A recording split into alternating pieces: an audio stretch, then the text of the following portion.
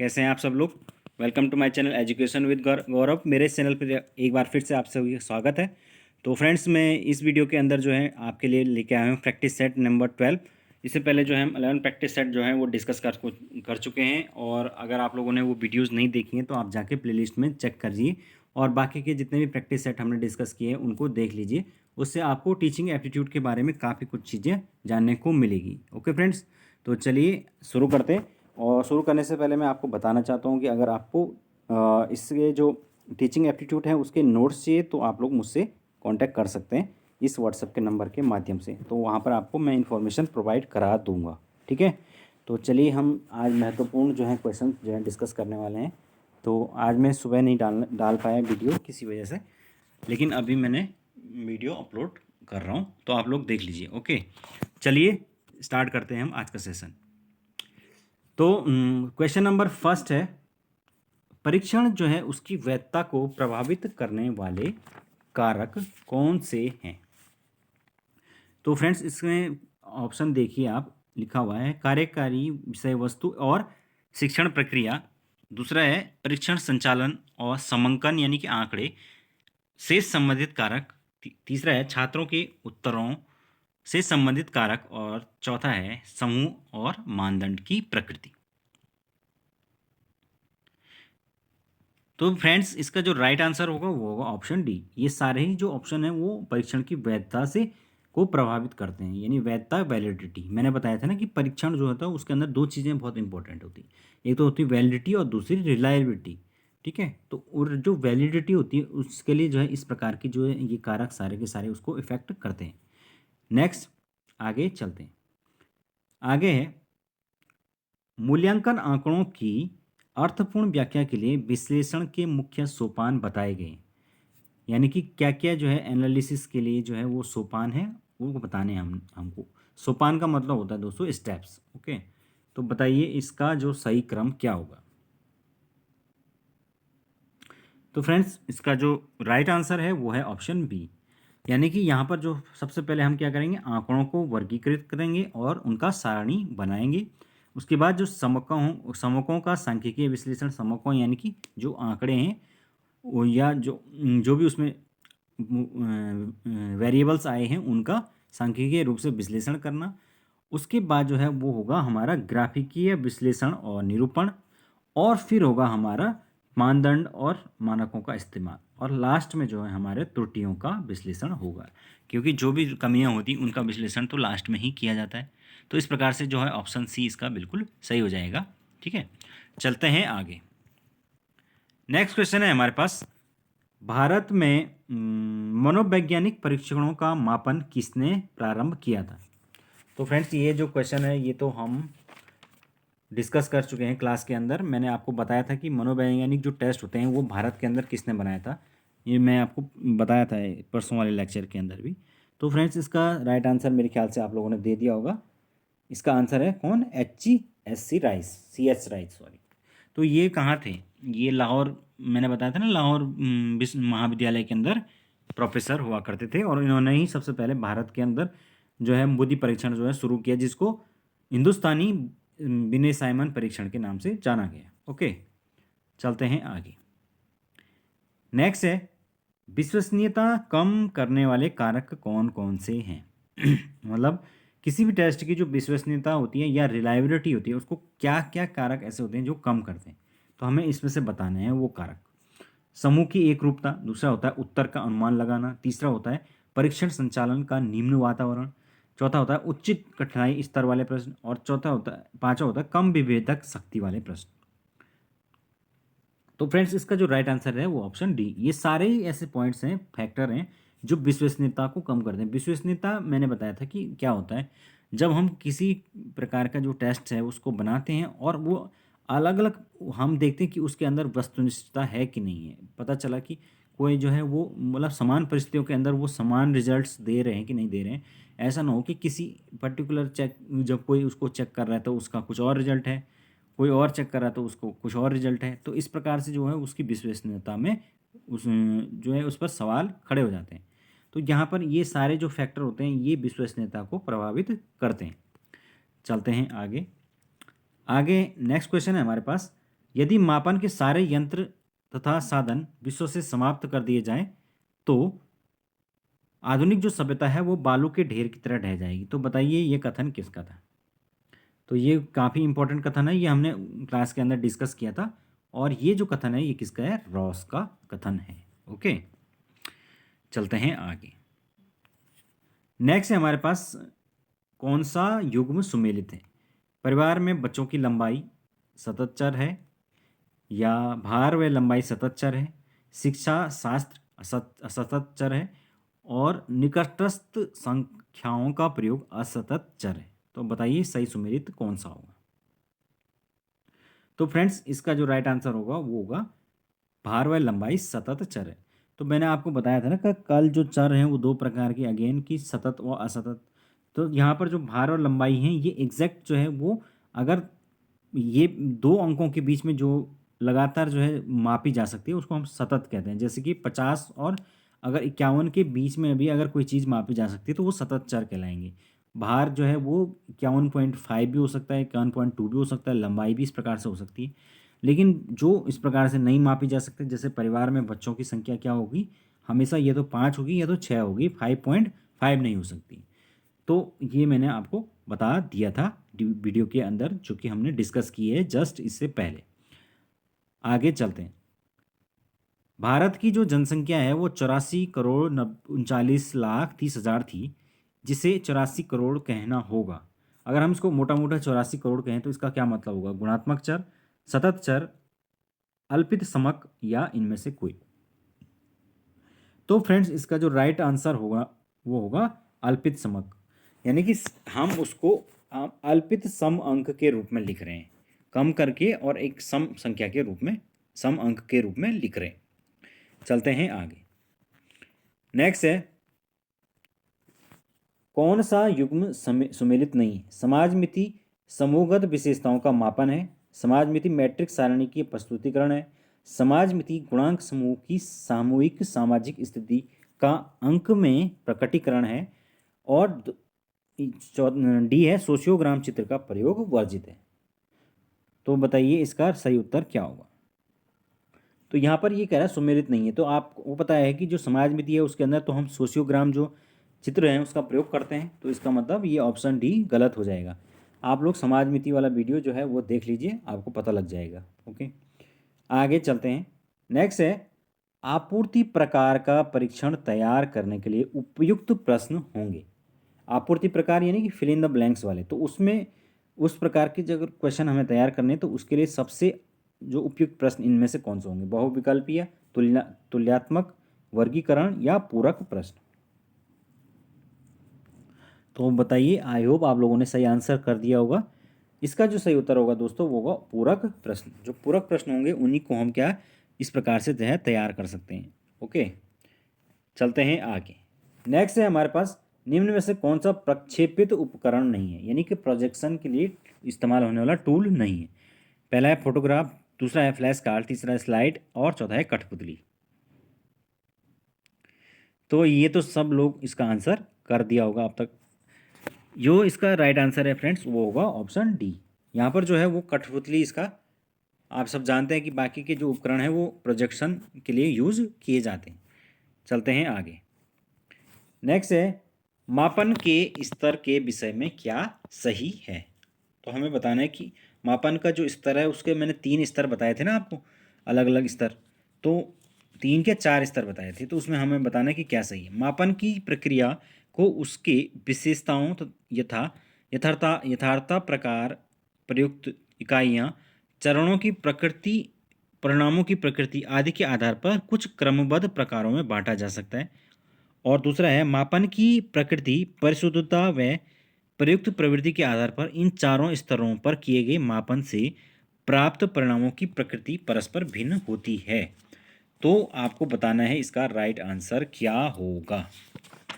तो दोस्तों मैंने इसके जो चारों स्तर हैं वो आपको मैंने बता रखे हैं, तो आप लोग अब इसका आंसर बताइए जल्दी से।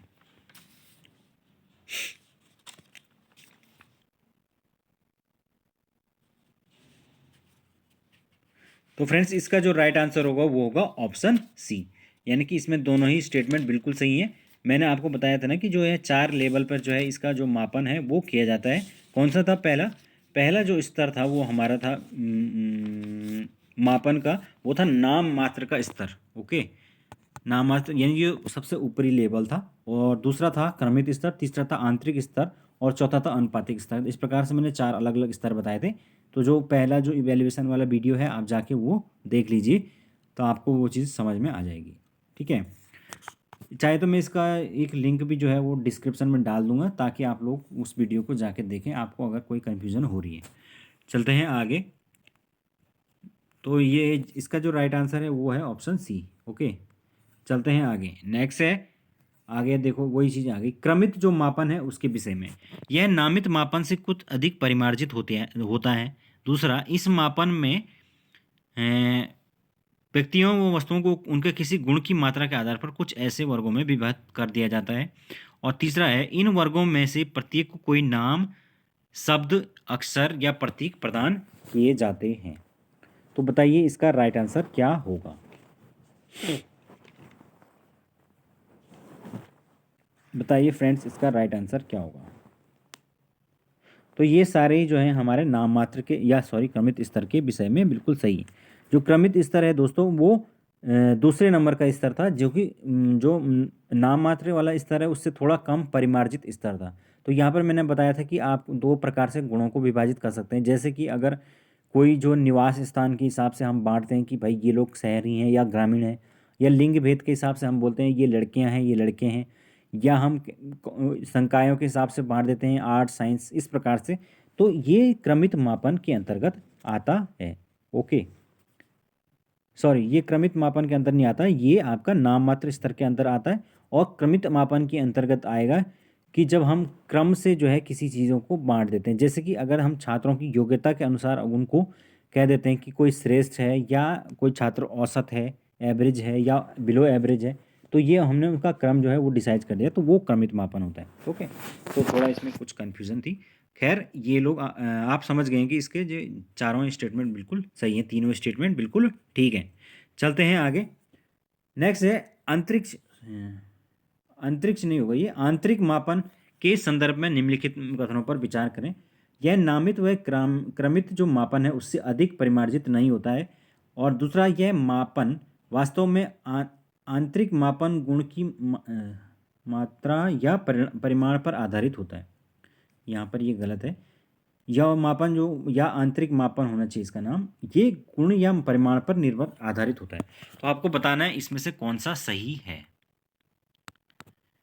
तो केवल फर्स्ट, सेकंड, सी 1 और 2 और डी इनमें से कोई नहीं।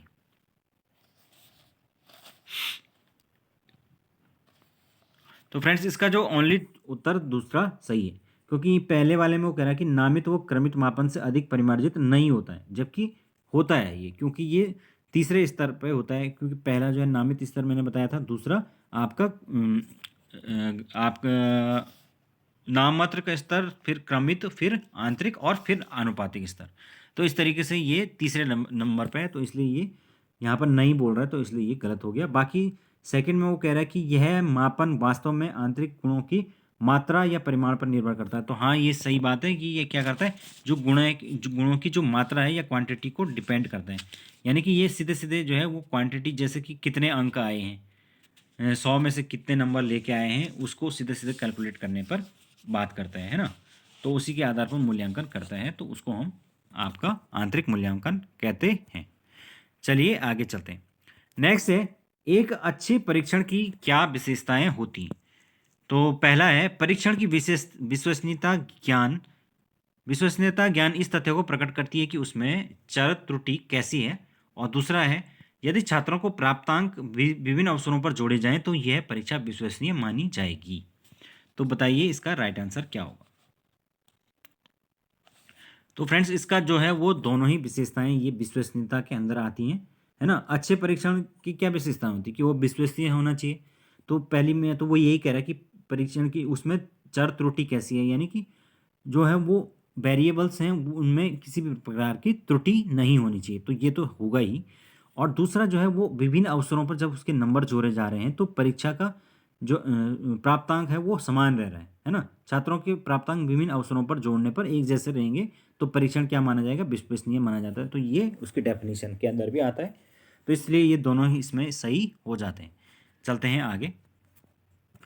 नेक्स्ट ये क्वेश्चन भी हमने डिस्कस किया था। पोर्टियस जो है उसका भूल भुलैया जो परीक्षण है वो निम्नलिखित में से किन बुद्धि परीक्षणों में गिने जाते हैं।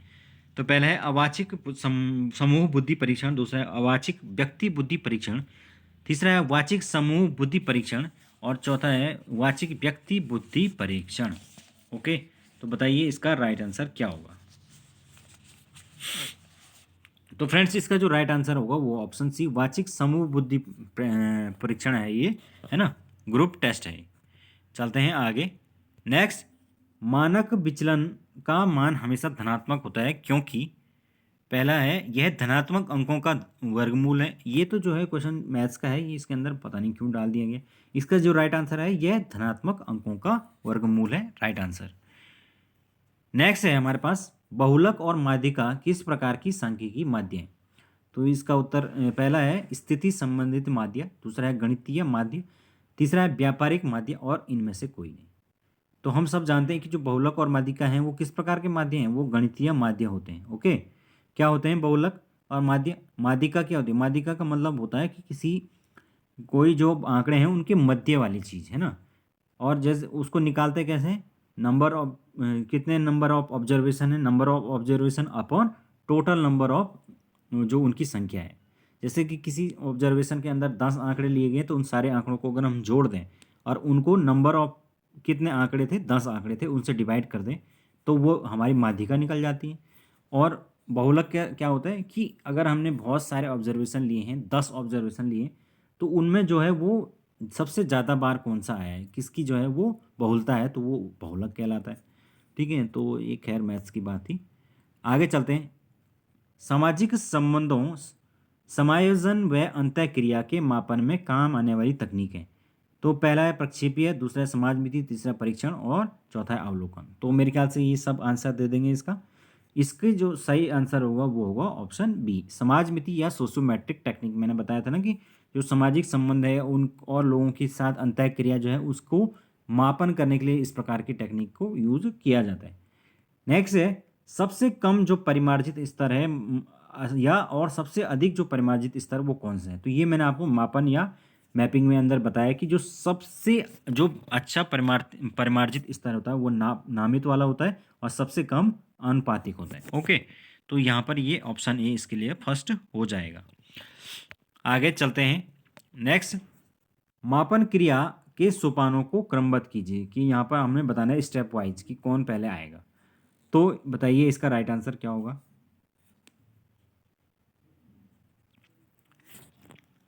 तो दोस्तों इसका जो सही उत्तर है वो है ऑप्शन सी। यहाँ पर जो है सबसे पहले गुणों की व्याख्या, फिर उसके बाद उनकी जो है कार्यकारी परिभाषा यानी कि वर्किंग क्या परिभाषा होगी उसको डिसाइड करते हैं, और फिर गुण जो है वो इकाई के रूप में उसको व्यक्त करना, उसको एक यूनिट के रूप में व्यक्त करना। यानी कि किस प्रकार, जैसे कि अगर हमने गुण जो है निकाल लिए तो अब हमें पता चल गया कि वो एवरेज है बच्चा या बिलो एवरेज है या टैलेंटेड है, सुपर टैलेंटेड है, तो उसकी इकाई के रूप में हमने उसको व्यक्त कर दिया। ओके, तो चलते हैं आगे। नेक्स्ट है निम्न में क्या गलत कथन क्या है। पहला है दशांक स्थानिक मापनीय है, दूसरा ग्राफिक मापन में सातत्य का प्रयोग आवश्यक नहीं है, तीसरा क्रमित मापन में उपगुणों को क्रमबद्ध किया जाता है, और चौथा चेकलिस्ट मापनी में गुणों की मात्रा का पता लगाया जाता है। तो बताइए इसका सही उत्तर क्या होगा। तो फ्रेंड्स मैंने आपको बताया था कि जो ग्राफिक मापनी होती है या स्केल होती है उसमें सातत्य जो है उसका प्रयोग किया जाता है, और सातत्य मतलब एक कांस्टेंट होता है जिसको ऊपर और नीचे जो है आपको जवाब देना होता है टिक करके। तो इसलिए यहाँ पर ये ऑप्शन बिल्कुल गलत हो जाएगा, ये कह रहा है आवश्यक नहीं है जबकि आवश्यक है। ओके, चलते हैं आगे। नेक्स्ट है निम्न कथनों पर विचार कीजिए। पहला है अनुसूचियाँ एक दूसरे से एक्सक्लूसिव होती हैं, और दूसरा साक्षात्कार को प्रमाणिक बनाने के लिए अनुसूचियाँ सहायक नहीं होती हैं। तो बताइए इसका राइट आंसर क्या होगा। तो फ्रेंड्स इसका जो राइट आंसर है वो ऑप्शन डी है। ये दोनों ही ऑप्शन जो है वो सही नहीं है, है ना। उपरोक्त में से कौन से सही हैं, ना तो एक ना दो, क्योंकि यहाँ पर ये हो रहा है कि दूसरे वाले में देखिए आप वो कह रहे हैं कि अनुसूचियाँ सहायक नहीं है, जबकि मैंने बताया था कि अगर इंटरव्यू को ज़्यादा ऑब्जेक्टिविटी उसके अंदर लानी है, वस्तुनिष्ठता लानी है, तो वो अनुसूचियों के माध्यम से हो सकता है। और अनुसूचियाँ एक दूसरे से एक्सक्लूसिव नहीं होती हैं, तो यहाँ पर ये होती है कह रहा है, तो इसीलिए ये गलत हो जाएगा। इसलिए दोनों ही उत्तर बिल्कुल सही है, सॉरी ऑप्शन डी बिल्कुल सही है। आगे चलते हैं। किस प्रकार के प्रशासनिक प्रयोजनों के लिए परीक्षण का इस्तेमाल किया जाता है? पहला है अध्यापकों को उद्दीपन, दूसरा है अध्यापक एवं विद्यार्थियों को प्रतिपुष्टि, प्रतिपुष्टि यानी कि फीडबैक, और तीसरा है अधिगम के लिए अभिप्रेरण, अभिप्रेरणा यानी कि मोटिवेशन, और चौथा है अति अधिगम के लिए उपयोगी साधन। तो दोस्तों इसका राइट आंसर होगा ऑप्शन डी।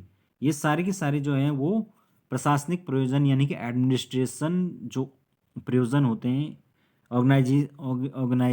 ऑर्गेनाइजेशन, उनके लिए जो है वो परीक्षण के में इस्तेमाल किए जाते हैं। ओके, तो इसलिए ये राइट आंसर हो जाएगा ऑप्शन डी। चलते हैं आगे। नेक्स्ट है हमारे पास एनेक्डोटल जो अभिलेख है उसके प्रस्तुतिकरण का प्रकार क्या है?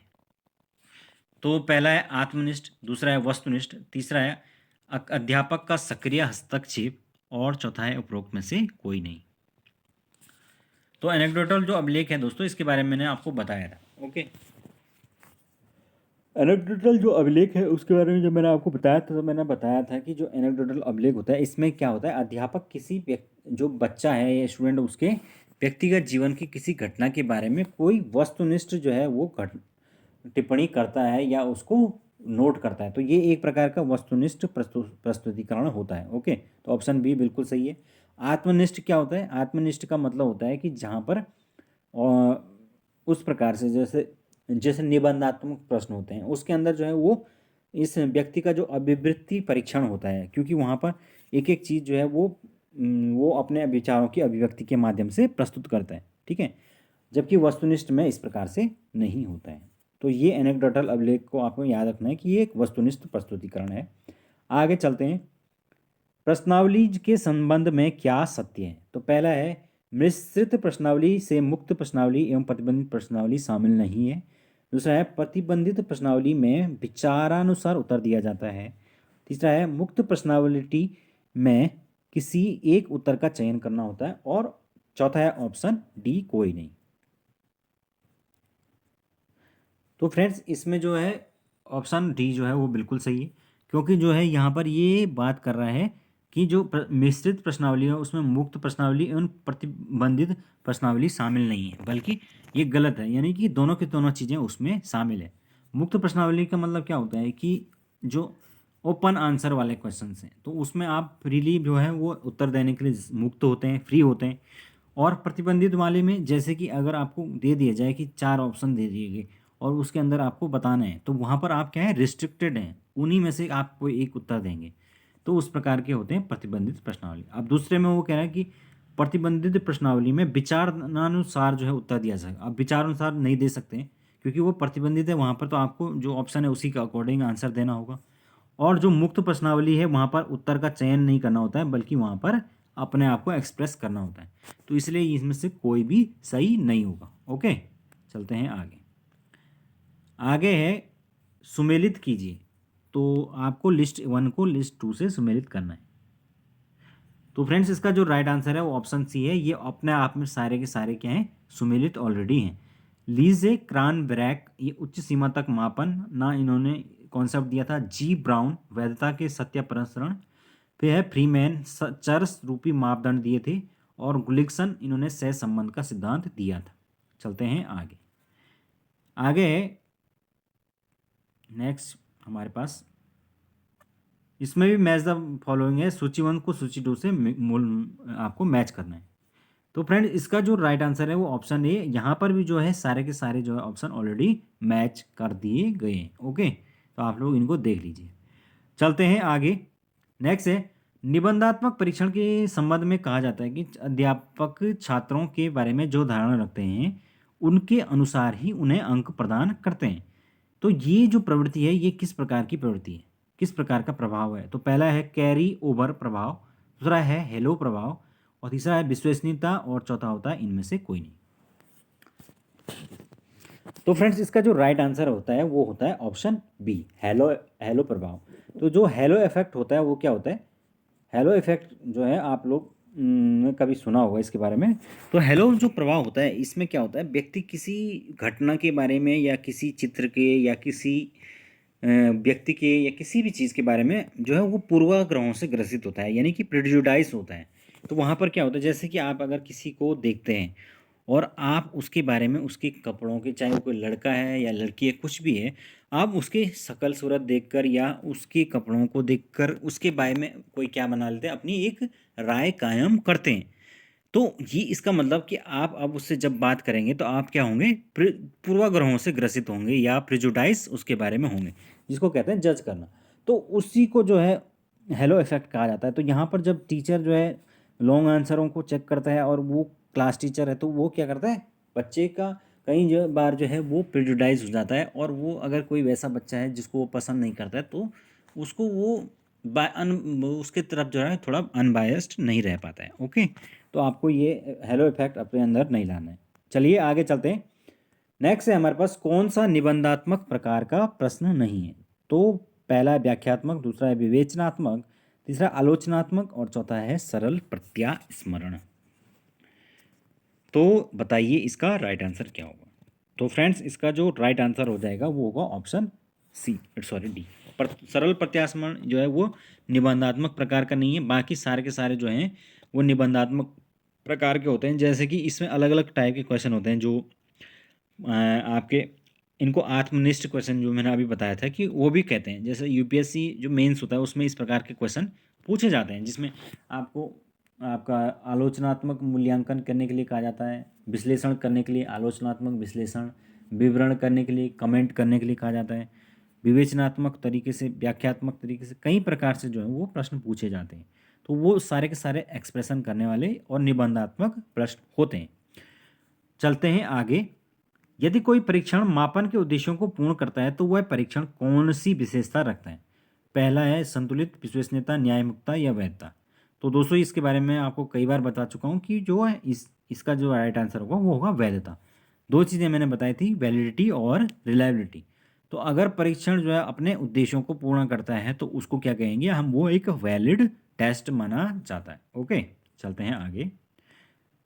व्यक्तित्व परिसूची में प्रश्न अधिकांशतः किस पुरुष के लिए संबोधित किया जाता है। तो यहाँ पर आपको बताना है कि किस पुरुष के लिए जो है, वहाँ पर जब हम व्यक्तित्व जो परीक्षण होता है उसकी एक सूची तैयार होती है, उसमें किस पुरुष को संबोधित किया जाता है। पहला है प्रथम पुरुष, दूसरा है मध्यम पुरुष, तीसरा उत्तम पुरुष या इनमें से कोई नहीं। तो फ्रेंड्स इसका जो राइट आंसर होगा वो होगा ऑप्शन सी। ओके, यानी कि उत्तम पुरुष जो है वो उसको संबोधित किया जाता है, जिसमें क्या आता है, मैं, मेरा, मुझे और ये सब चीज़ें आती हैं। मध्यम पुरुष के अंदर क्या होता है, तुम, तुम्हारा, तुम्हें, तुझे, इस प्रकार से चीज़ें होती हैं। तो आप लोगों ने पढ़ा होगा हिंदी के अंदर ये।